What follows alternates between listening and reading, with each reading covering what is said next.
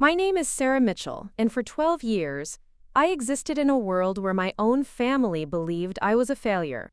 While they told neighbors I dropped out of West Point due to personal issues, while they explained to friends that I worked as a freelance security consultant traveling abroad, while they whispered to relatives that I simply couldn't handle military discipline, the truth remained buried under layers of classified documentation and government secrecy.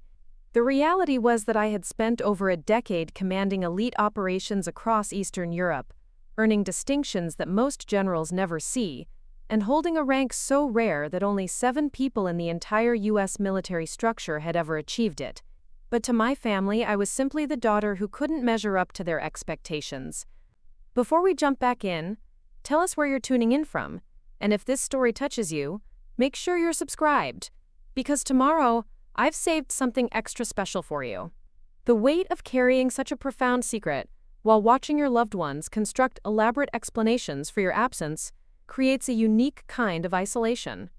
Every family gathering became a careful dance around topics I couldn't discuss, accomplishments I couldn't mention, and experiences that had fundamentally changed who I was as a person. My mother would introduce me to church friends as her daughter who works in private security, and my father, Admiral Thomas Mitchell, would quickly change the subject whenever anyone asked too many questions about my career.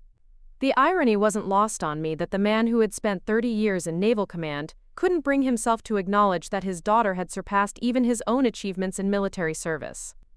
The invitation arrived on a Tuesday morning, slipped under my apartment door like an afterthought. Heavy cream paper, gold embossed lettering, the kind of formal announcement that carries weight beyond its physical presence. Major Andrew Mitchell requests the honor of your presence at his promotion ceremony and Congressional Medal presentation. The ceremony would take place at Fort Hamilton Military Academy in Virginia, the same institution where both my father and brother had built their reputations, where family legacy meant everything, and where my name had been carefully omitted from every story they told about military excellence. I held the invitation for several minutes, studying the elegant script that spelled out my brother's name, feeling the familiar ache that comes when you realize you're being invited to celebrate someone else's version of success, while your own remains invisible. Andrew had always been the golden child, the one who followed the prescribed path, whose achievements could be displayed proudly on mantelpieces and discussed openly at dinner parties. His promotion to major was significant, but the Congressional Medal represented something far more profound, a level of recognition that would cement his place in our family's military heritage. The invitation contained no personal note, no acknowledgement of our complicated relationship, no indication that he had fought to include me or even wanted me there. It was simply a formal gesture, the kind you send to distant relatives and family friends because protocol demands it. I wondered if he had hesitated before adding my name to the guest list, if he had questioned whether someone like me belonged among the decorated officers and proud families who would fill the ceremony hall. My apartment in Alexandria had become a sanctuary of sorts, a place where I could exist without explaining myself, without carefully filtering every conversation through the lens of what I was allowed to reveal. The walls held no photographs of my service, no commendations, no visual reminders of the life I had lived in the shadows.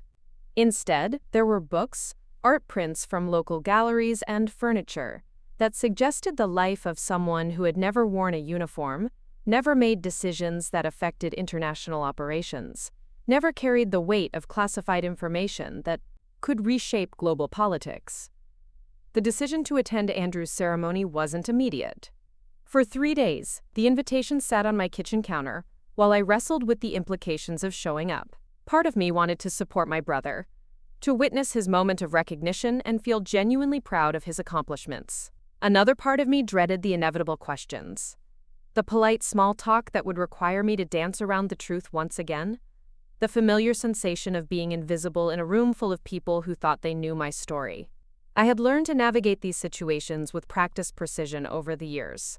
The key was to ask questions rather than answer them, to redirect conversations toward other people's experiences, to smile and nod while revealing nothing substantive about my own life. It was a skill born from necessity, refined through countless family gatherings, where my father would speak passionately about naval traditions, while carefully avoiding any mention of his daughter's career, where my mother would beam with pride discussing Andrew's latest assignment while offering vague explanations for my prolonged absences. The morning of the ceremony arrived gray and crisp, with autumn leaves scattered across the Virginia landscape like fragments of old memories. I dressed carefully, choosing civilian clothes that would help me blend into the background, nothing that would draw attention or suggest any military connection. The drive to Fort Hamilton took just over an hour, winding through countryside that held layers of American military history, past monuments and markers that commemorated battles and heroes, whose names were known to every schoolchild. As I approached the academy gates, the familiar sight of military precision came into focus. Guards in pressed uniforms, vehicles arranged in perfect rows, the kind of ordered environment that had once felt like home but now seemed like visiting a foreign country where I no longer spoke the language. The parking lot was filling with families, distinguished guests, and officers, whose chest decorations caught the morning light like small beacons of achievement and recognition. The Honor Hall at Fort Hamilton stood like a monument to military tradition, its columns reaching toward gray clouds that threatened rain. Families moved in clusters across the manicured grounds, their conversations a mixture of pride and nervous anticipation. I recognized some faces from years past, colleagues of my father, family friends who had watched Andrew grow up, people who would greet me with polite confusion and carefully worded questions about what I had been doing with my life. The building itself held memories that felt both familiar and foreign. I had attended similar ceremonies here as a child, watching my father receive commendations, listening to speeches about duty and honor, absorbing the language of military excellence that would later become my reality in ways no one could have predicted. The marble floors reflected the sound of polished shoes and hushed conversations, creating an atmosphere of reverence that demanded respect for the traditions being honored.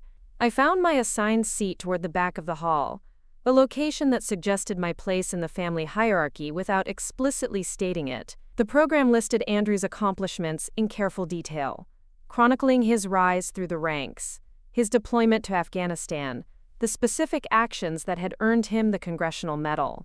Reading his biography felt surreal, watching someone I had grown up with being transformed into a public hero, while my own story remained locked away in files that would never see daylight. The guests around me represented a cross-section of military society, retired generals with their wives, active duty officers in dress uniforms, families whose lives revolved around deployment schedules and promotion timelines.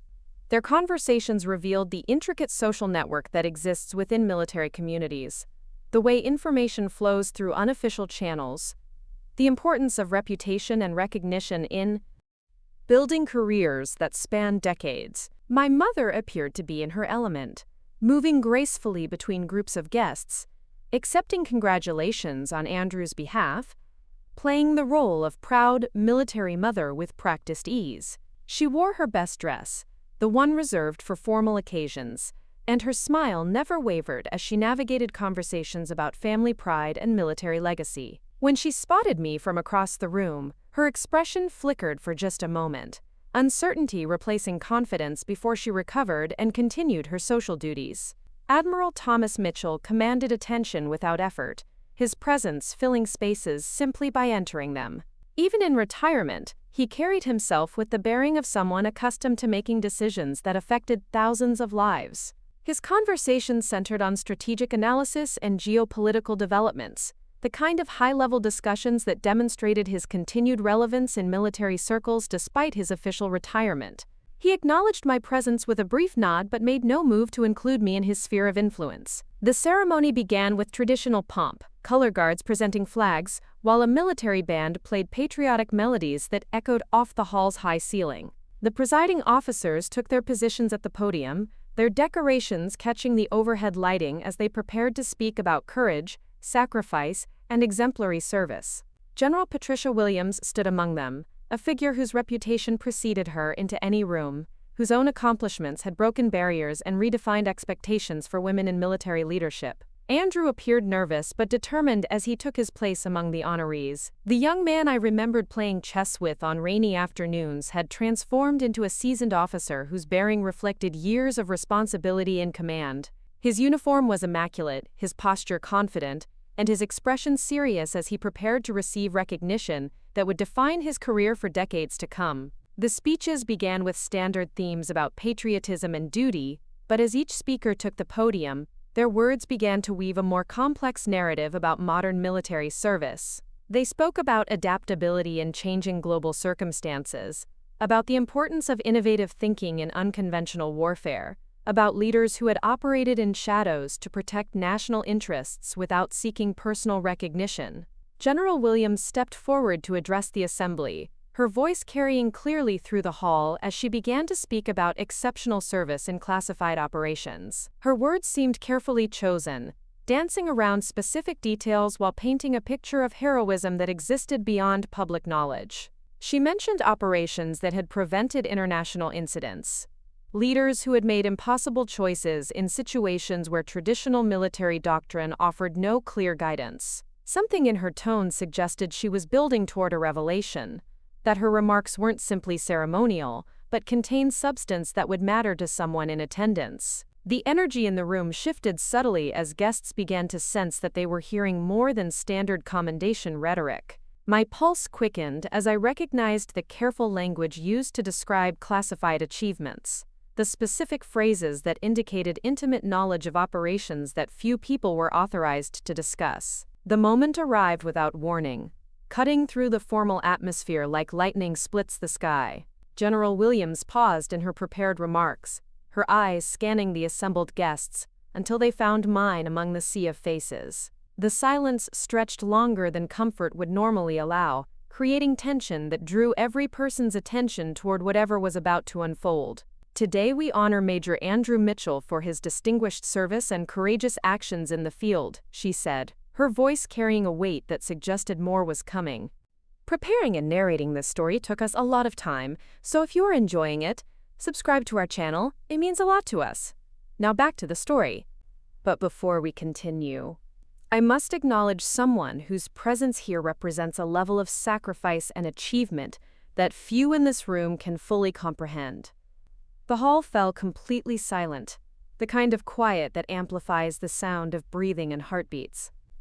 I felt every person's attention shifting, searching for the target of the general's words, unaware that they were about to witness something that would shatter assumptions and rewrite family history in the span of a few sentences.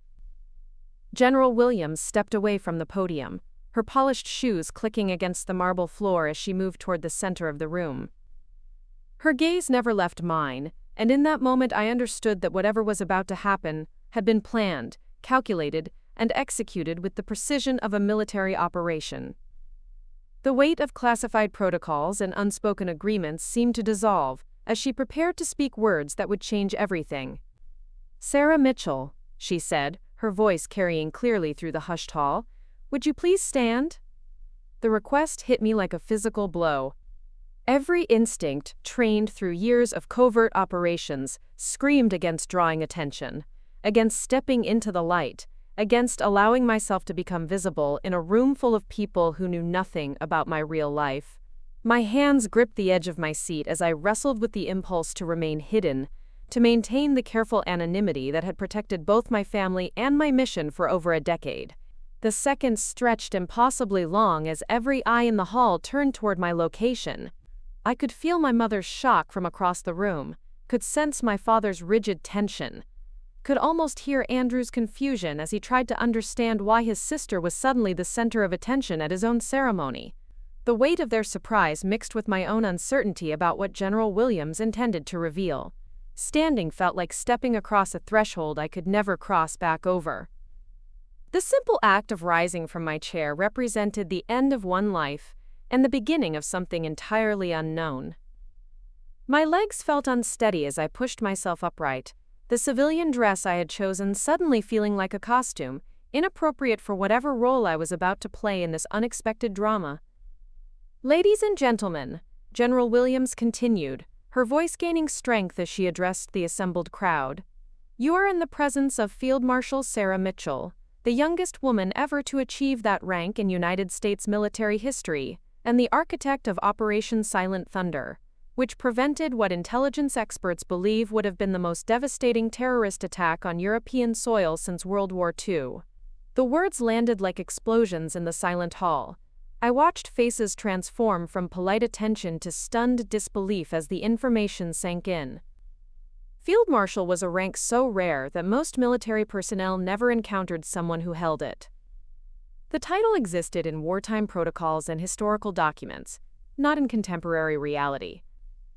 Only 7 people in the current military structure carried that designation, and until this moment, none of them had been publicly identified. My father's face had gone completely white.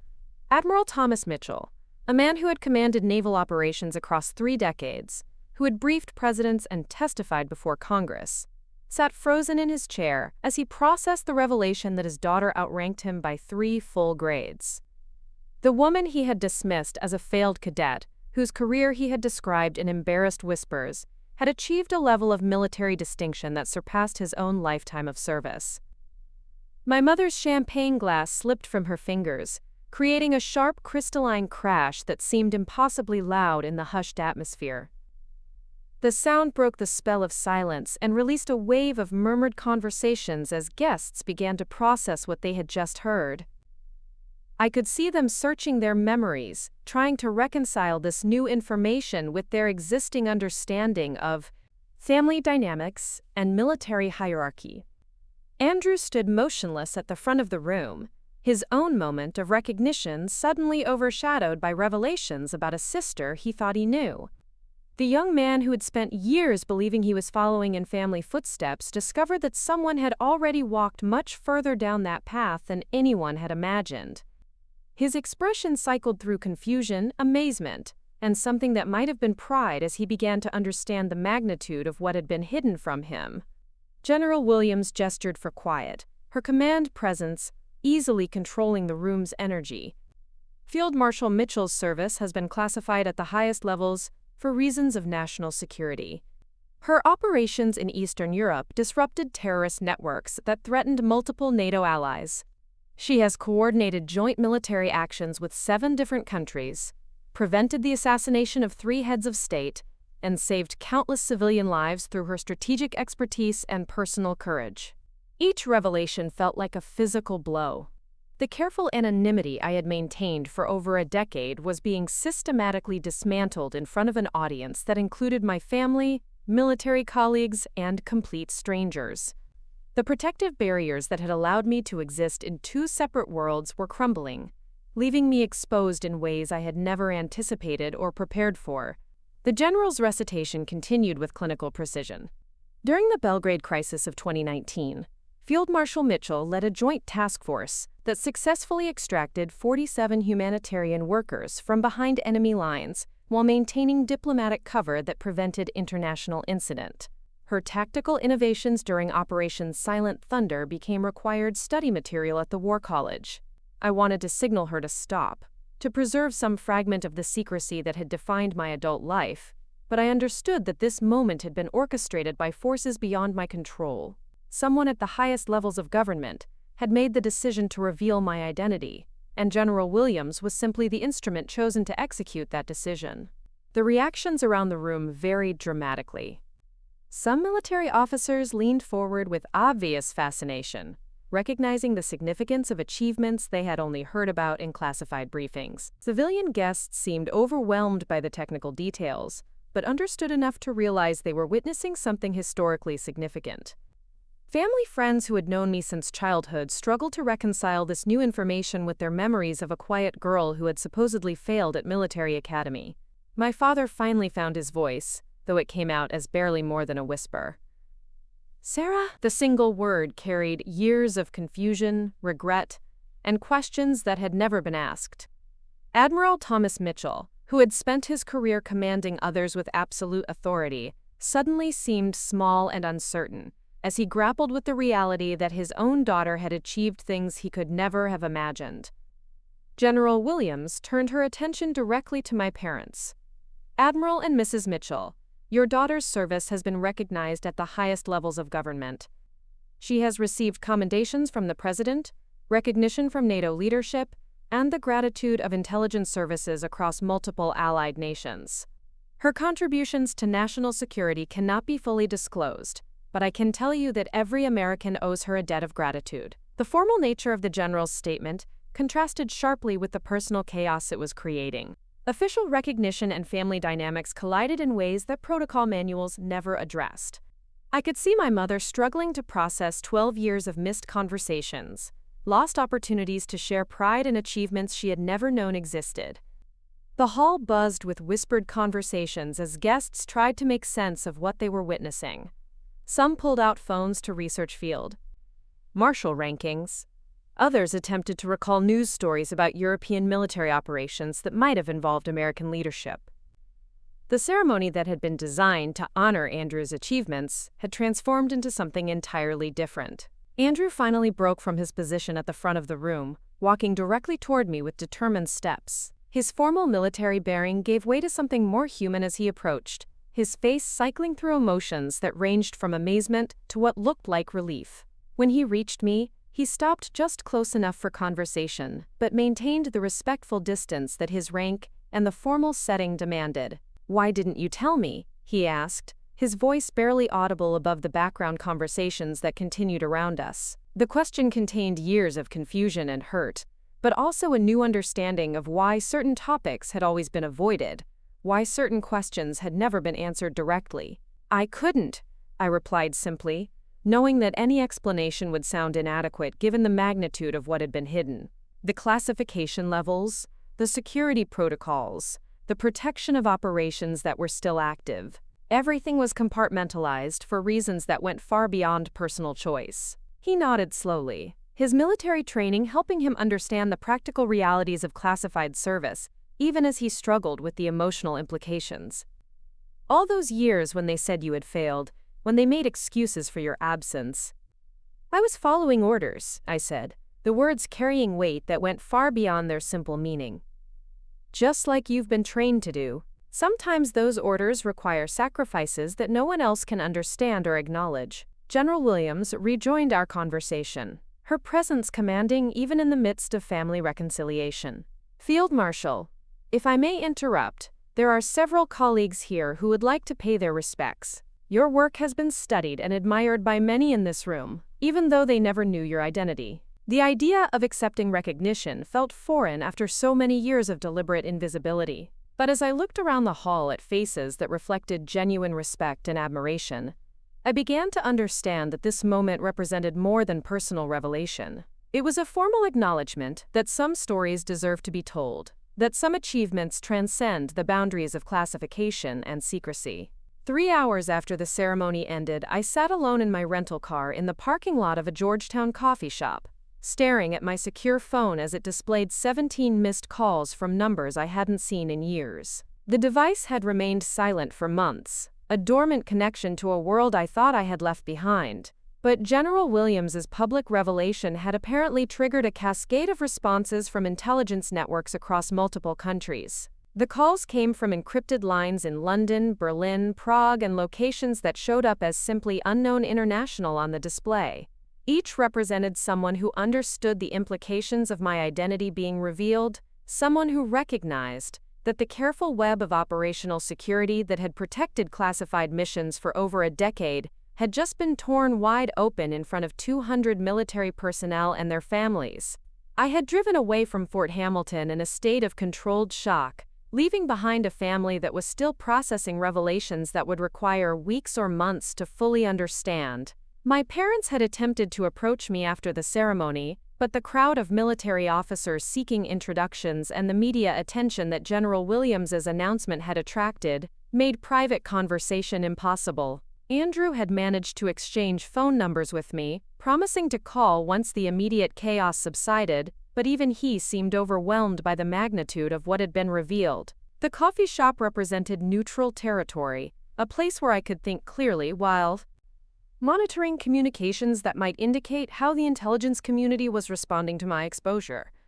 The establishment catered to government workers and military personnel, but its atmosphere remained deliberately civilian, filled with students studying for exams and business people conducting meetings over expensive lattes. Elena Rodriguez arrived exactly 30 minutes after I sent the coded message, her appearance so precisely timed that anyone watching would assume we had arranged to meet socially. She ordered her coffee with casual efficiency, selected a table near the window, and spent several minutes scrolling through her phone before making eye contact with me across the room. The subtle choreography of clandestine meetings felt both familiar and strange after months of civilian routines.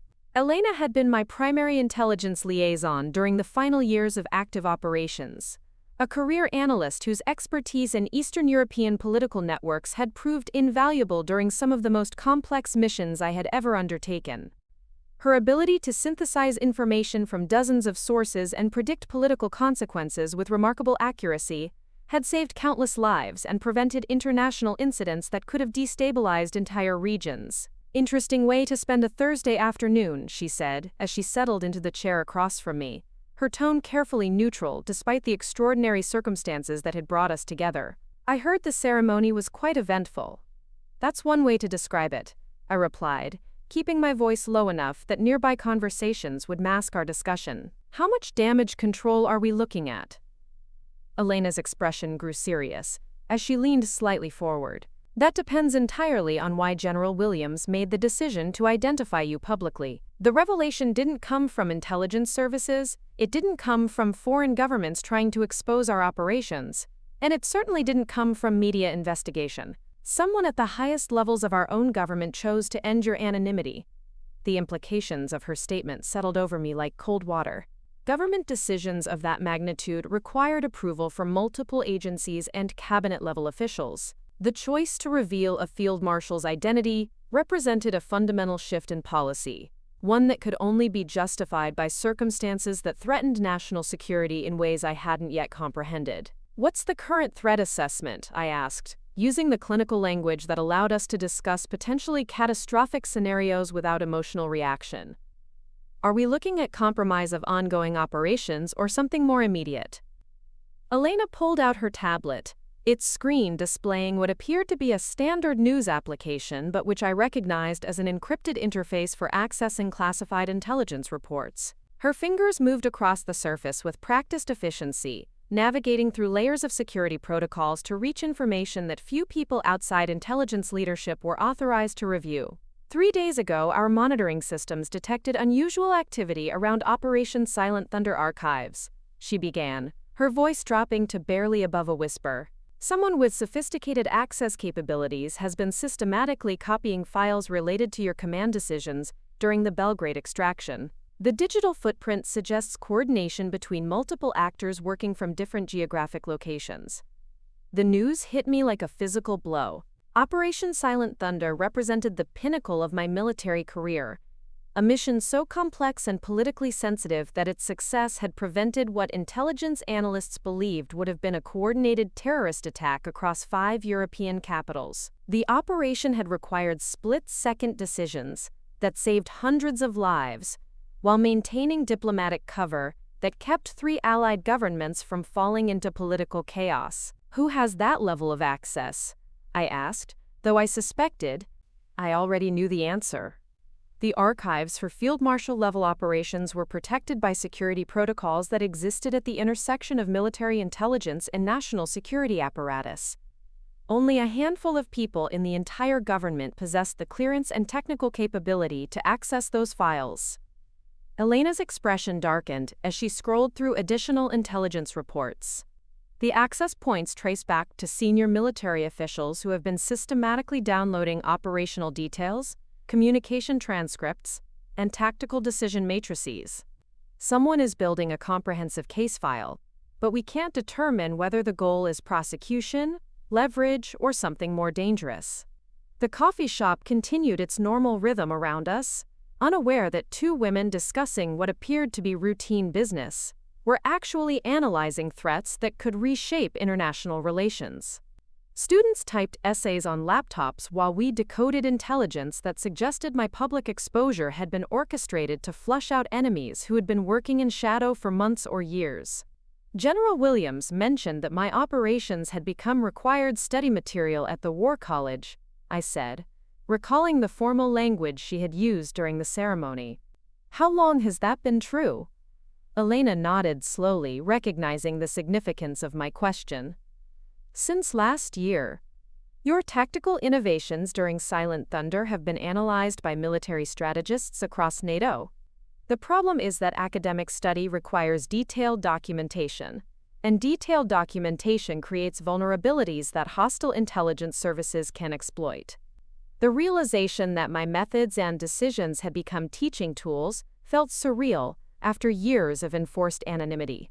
Military academies typically studied historical battles and operations that had been declassified decades after their completion. The fact that contemporary missions were being analyzed suggested either exceptional strategic value or urgent need to prepare future officers for similar challenges. "What's the timeline on whatever's coming?" I asked, understanding that Elena's presence indicated immediate rather than theoretical threats. Intelligence liaisons didn't arrange emergency meetings to discuss academic curriculum or routine security reviews. Elena's fingers moved across her tablet again, accessing what appeared to be real-time monitoring data.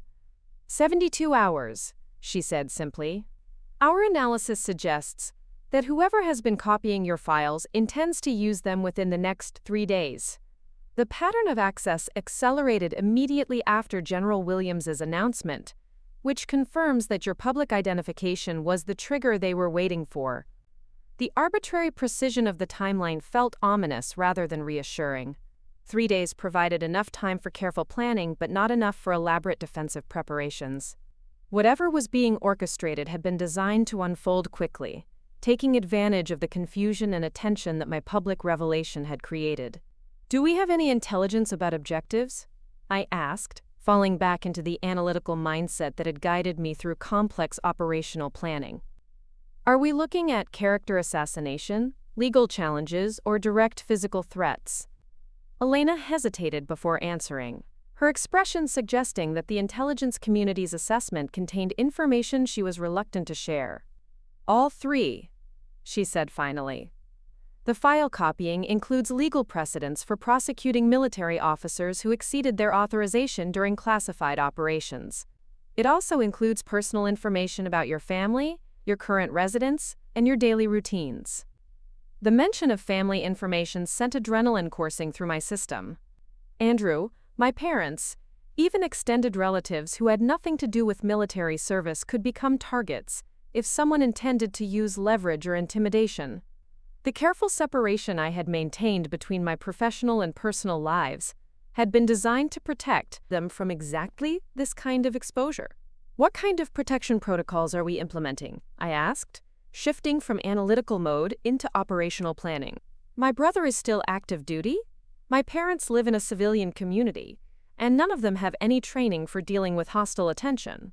Elena's response confirmed my worst fears.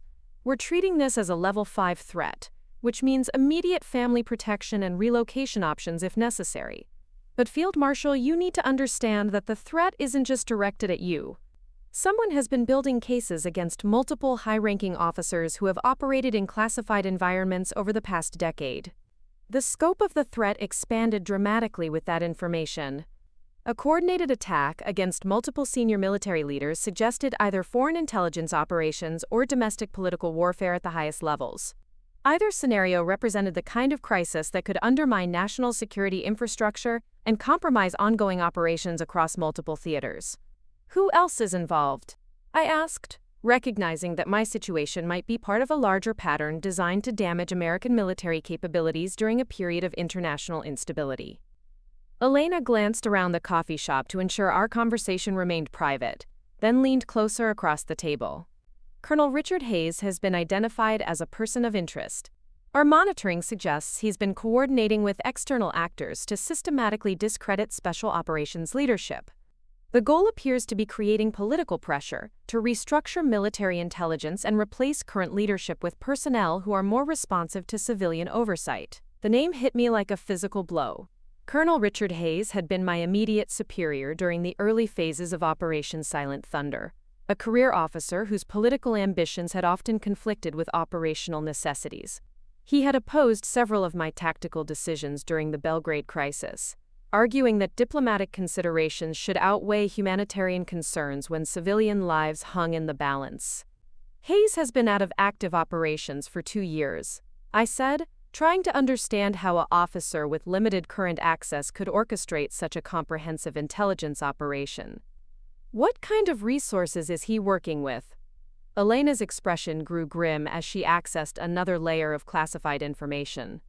Private military contracting, political lobbying firms, and what appears to be coordination with foreign intelligence services that want to see American special operations capabilities reduced.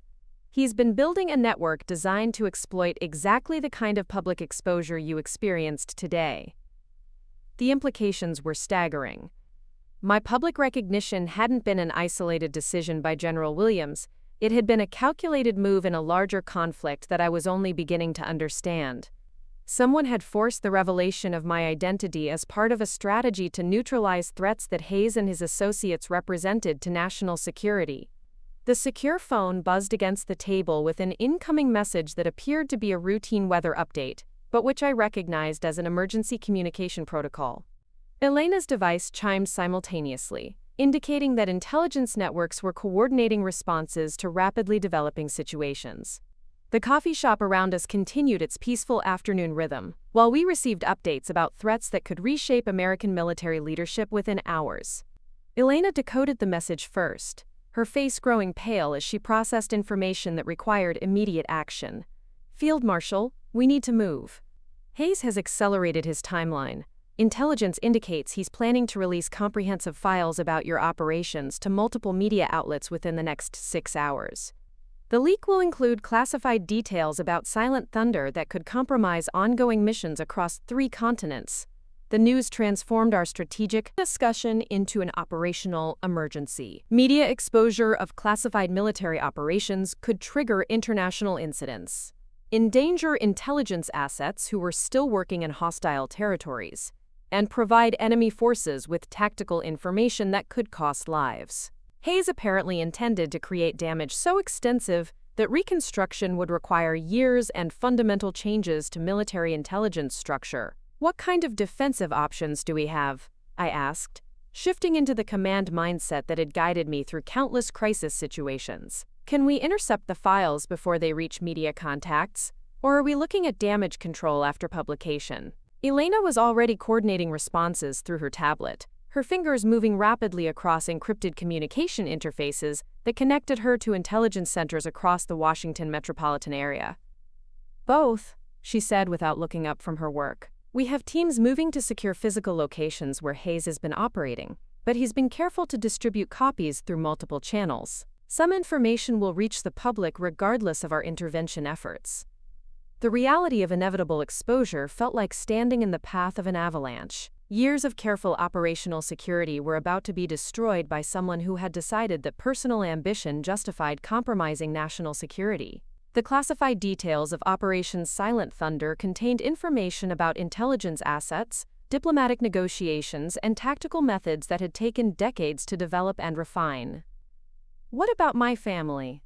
I asked, recognizing that media attention would make them targets for hostile intelligence services and political extremists who opposed American military operations abroad.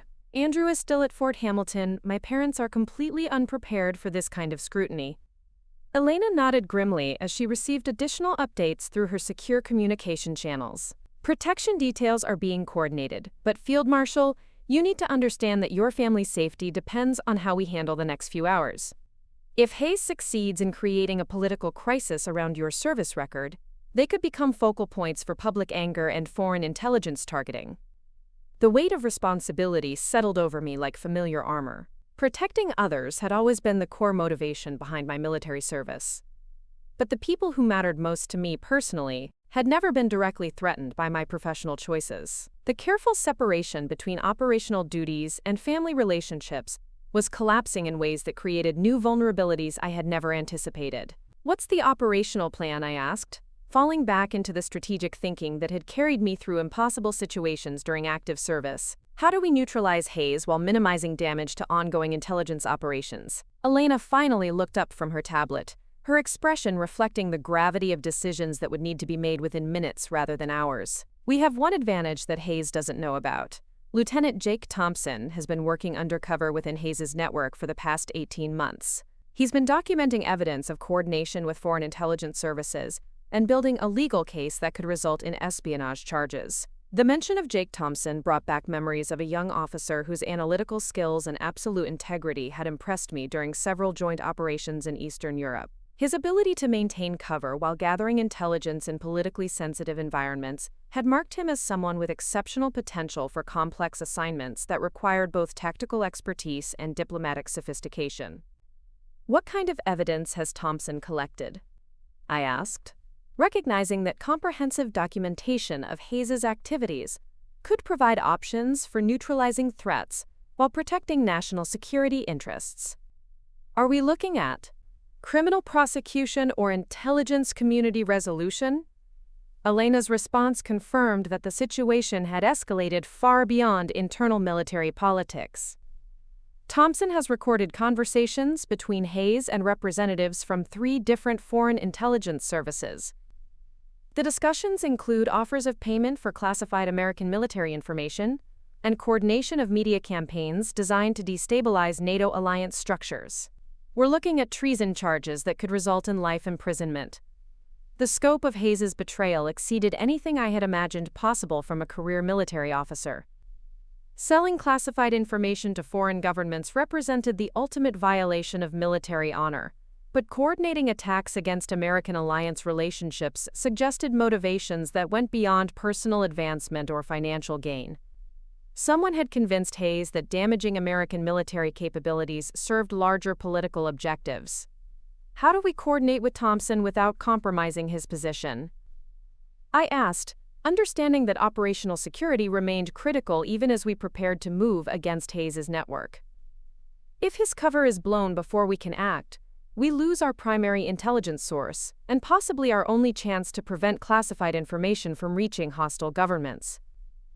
Elena was already implementing communication protocols that would allow secure contact with Thompson while maintaining his operational anonymity. "He's been expecting activation orders since your public identification this morning." Thompson understood that Hayes would accelerate his operations once your anonymity was compromised, and he's been positioning himself to document the final phases of coordination with foreign intelligence contacts. The precision of Thompson's preparation suggested that intelligence leadership had been planning responses to Hayes's activities for months, possibly years. My public exposure hadn't been an isolated decision by General Williams. It had been the culmination of a comprehensive operation designed to force Hayes into making moves that would provide evidence for criminal prosecution while protecting classified information from reaching enemy hands. "What's my role in this operation?" I asked, recognizing that my unique position as both a target of Hayes's attacks and a senior military officer gave me capabilities that other intelligence assets might lack. "Are we looking at direct confrontation or indirect coordination with law enforcement agencies?" Elena's response revealed the full complexity of the situation we were facing. "Both. Thompson has arranged a meeting with Hayes for this evening, supposedly to discuss final details of the media release. We need you there as backup in case Hayes becomes suspicious or decides to accelerate his timeline beyond what we can control through other means." The prospect of directly confronting Hayes felt like returning to active combat operations after months of civilian routine. The analytical skills and tactical instincts that had carried me through dangerous situations in hostile territories remained sharp, but engaging with a domestic threat required different considerations than international missions had demanded. "What kind of support infrastructure do we have?" I asked, falling back into operational planning that had become second nature during years of classified service. "Are we coordinating with FBI counterintelligence, working independently through military channels, or operating under some kind of joint task force authority?" Elena's tablet chimed with another urgent update, this one apparently containing operational details that changed the immediate tactical situation. "All 3, she said after reviewing the new information. "This has become a multi-agency operation, with authorization from the highest levels of government. The Attorney General's office is coordinating with Defense Intelligence to ensure that criminal prosecution doesn't compromise ongoing intelligence operations." The mention of Attorney General involvement indicated that the threat Hayes represented had been elevated to the level of national security emergency. Criminal cases involving espionage and treason required careful coordination between law enforcement and intelligence agencies to ensure that prosecution efforts didn't inadvertently reveal additional classified information or compromise ongoing operations against foreign intelligence services. "What's the timeline for Thompson's meeting?" I asked, understanding that operational coordination would require precise timing to ensure that all elements of the plan could be executed without giving Hayes opportunities to escape or destroy evidence. "Are we looking at immediate action or several hours of preparation?" Elena checked her secure communication channels again, coordinating with intelligence centers that were monitoring Hayes' activities in real time. 6 o'clock this evening at a restaurant in downtown Alexandria. Thompson has been wearing recording equipment for the past week, so we'll have comprehensive documentation of whatever Hayes reveals during their final coordination meeting. The location surprised me with its public nature. Restaurants in Alexandria catered to government workers and military personnel, making them logical places for intelligence officers to meet without attracting attention. But they also provided multiple escape routes and opportunities for surveillance by hostile intelligence services that might be monitoring American counterintelligence operations. "What kind of backup protocols are in place if something goes wrong?" I asked, recognizing that operations involving multiple agencies and complex objectives often developed complications that required real-time adaptation. "Are we prepared for Hayes to become suspicious, for foreign intelligence contacts to intervene, or for media attention that could compromise the entire operation?" Elena's expression reflected the careful balance between confidence and caution that characterized effective intelligence planning. Comprehensive contingency planning has been in place for months.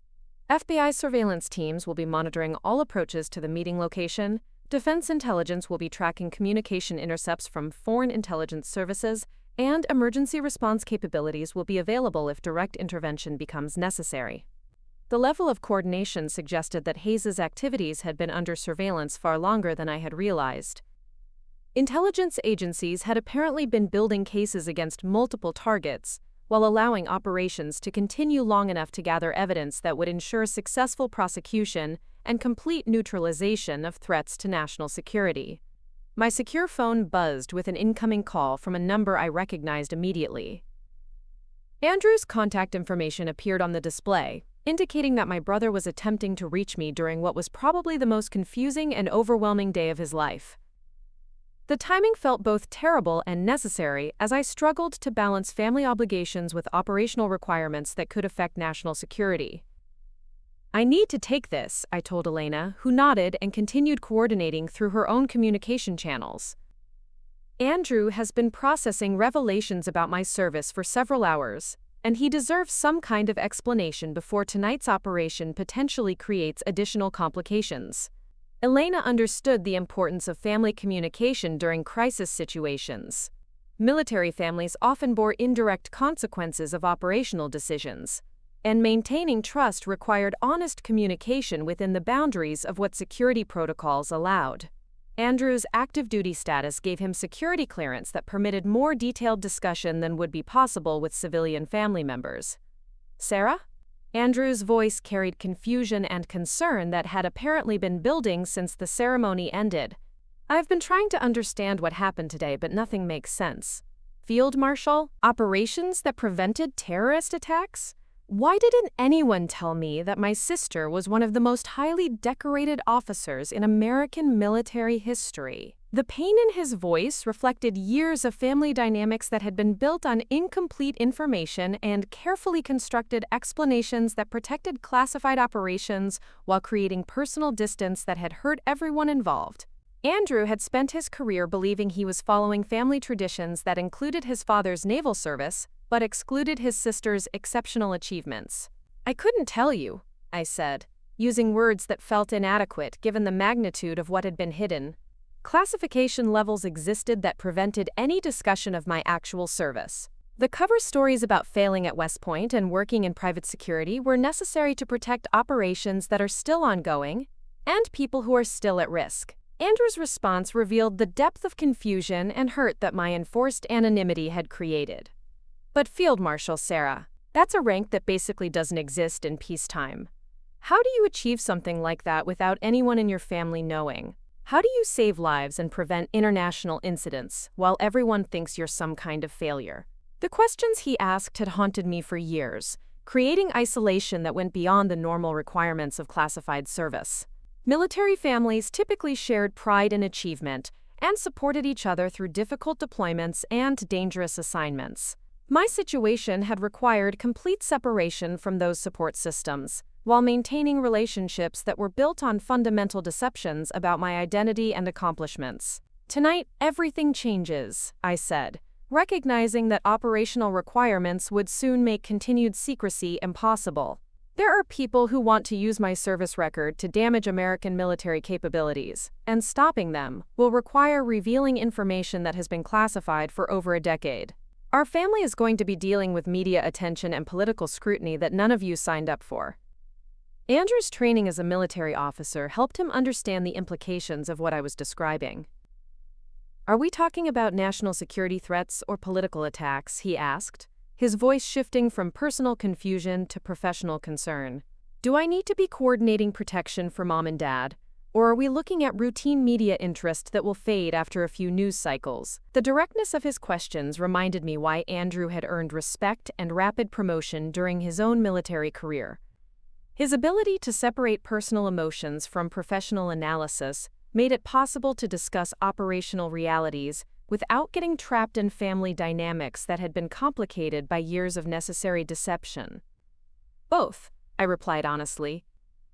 Someone has been selling classified information to foreign intelligence services while building media campaigns designed to destroy the careers of senior military officers. Our family's safety depends on stopping those operations before they can do permanent damage to national security infrastructure. Elena caught my attention from across the table, indicating that new intelligence had arrived that required immediate attention. Her expression suggested that Hayes's timeline had changed again, possibly accelerating beyond what our operational planning had anticipated. The careful coordination between multiple agencies could be compromised if target behavior shifted faster than surveillance and response capabilities could adapt.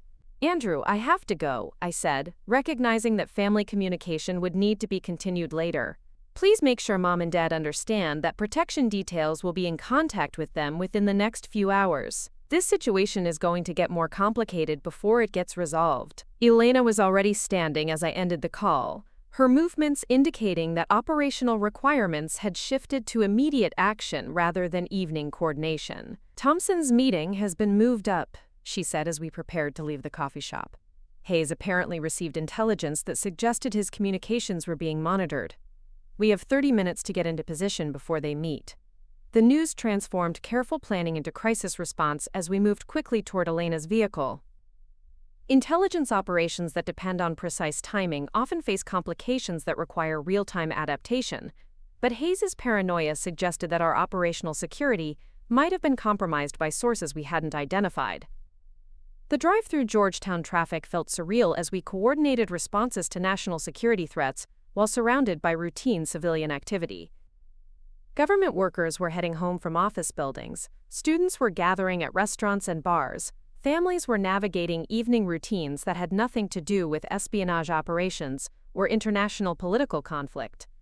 Elena's communication devices maintained constant contact with intelligence centers that were monitoring Hayes's location and activities in real time. FBI surveillance teams were repositioning to accommodate the changed meeting location, while defense intelligence analysts were updating threat assessments based on Hayes's apparent awareness that his operations were under investigation. What's our backup plan if Hayes doesn't show up? I asked, recognizing that sophisticated intelligence operatives often used schedule changes to test whether they were being monitored. Are we prepared for him to abort this operation and attempt to release classified information through alternative channels? Elena's response confirmed that comprehensive contingency planning had anticipated multiple scenarios. Thompson has been building evidence for months, so we have enough documentation for criminal prosecution regardless of tonight's outcome. But stopping the media release requires direct intervention before Hayes can activate distribution networks that we might not be able to intercept. The restaurant where Thompson and Hayes were scheduled to meet specialized in quiet corners and discreet service that attracted government workers who needed to discuss sensitive topics without drawing attention.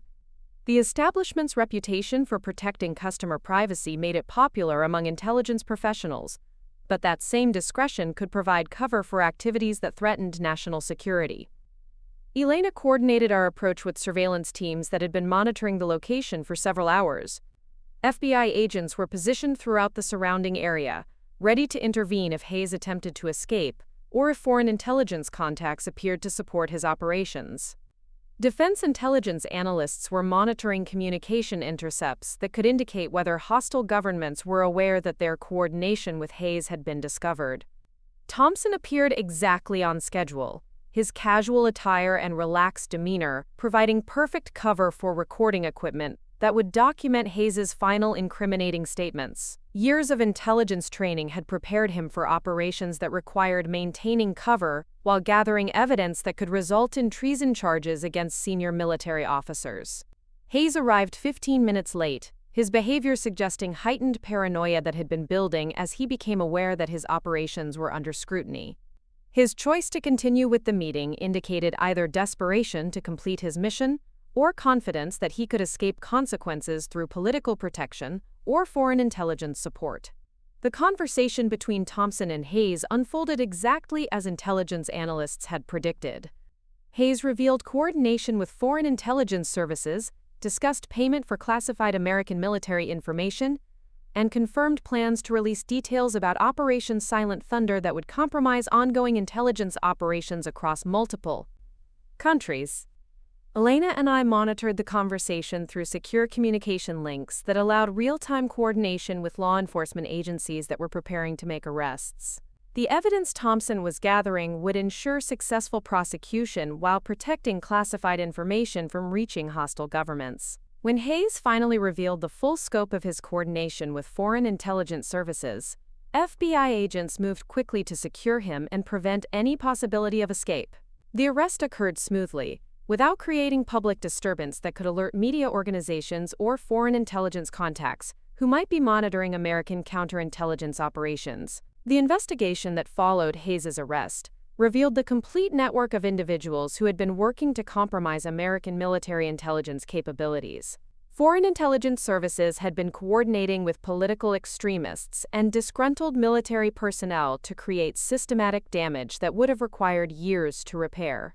General Williams contacted me personally that evening to explain that my public identification had been necessary to force Hayes into making moves that provided evidence for criminal prosecution. The decision to end my anonymity had been painful for everyone involved, but protecting national security required sacrifices that went beyond personal preferences or family relationships. The media attention that followed lasted several weeks, but careful coordination between public affairs specialists and intelligence agencies ensured that classified information remained protected, while the public learned enough about the threat to understand the importance of supporting counterintelligence operations that protect national security. My relationship with Andrew and my parents required months of careful rebuilding, but the foundation of trust that had been damaged by years of necessary deception proved stronger than the complications created by classification requirements. Understanding the real reasons behind my absence helped them appreciate sacrifices that had been invisible during years of enforced secrecy. The recognition ceremony that eventually took place honored not just my service, but the contributions of intelligence professionals whose work protects American interests in ways that rarely receive public acknowledgement. Field Marshal rank carries responsibilities that extend far beyond individual achievement, representing commitment to values that sometimes require personal sacrifice for the greater good. Hayes received a life sentence for espionage and treason, his case serving as a warning to anyone who might consider compromising American national security for personal gain or foreign influence. The foreign intelligence services that had coordinated with him faced diplomatic consequences that strengthened international resolve to prevent similar operations in the future. My story became part of military academy curriculum, not because it represented perfect execution of impossible missions, but because it demonstrated the importance of moral courage in situations where traditional protocols provide no clear guidance. Sometimes protecting what matters most requires choosing principles over procedures, humanity over institutional convenience. The Congressional Medal that Andrew received that day represented his own exceptional service and courage, achievements that were never overshadowed by revelations about my classified operations. Military families understand that honor belongs to everyone who serves with integrity, regardless of whether their contributions receive public recognition or remain forever hidden in classified archives. Looking back, the ceremony at Fort Hamilton represented not just the end of my anonymity, but the beginning of a new understanding about the relationship between individual sacrifice and collective security. Sometimes the greatest courage lies not in dramatic battlefield heroics but in carrying truth through years of silence until the moment arrives when speaking becomes more important than remaining hidden. General Williams was right when she said that some stories deserve to be told. The challenge lies in recognizing when the time for silence ends and the responsibility for truth begins. In a world where information warfare threatens democratic institutions and international stability, protecting classified operations while maintaining public trust requires careful balance between security and transparency. My family learned that love sometimes means accepting distance that protects everyone involved, while service members discover that the most important missions often receive the least public recognition.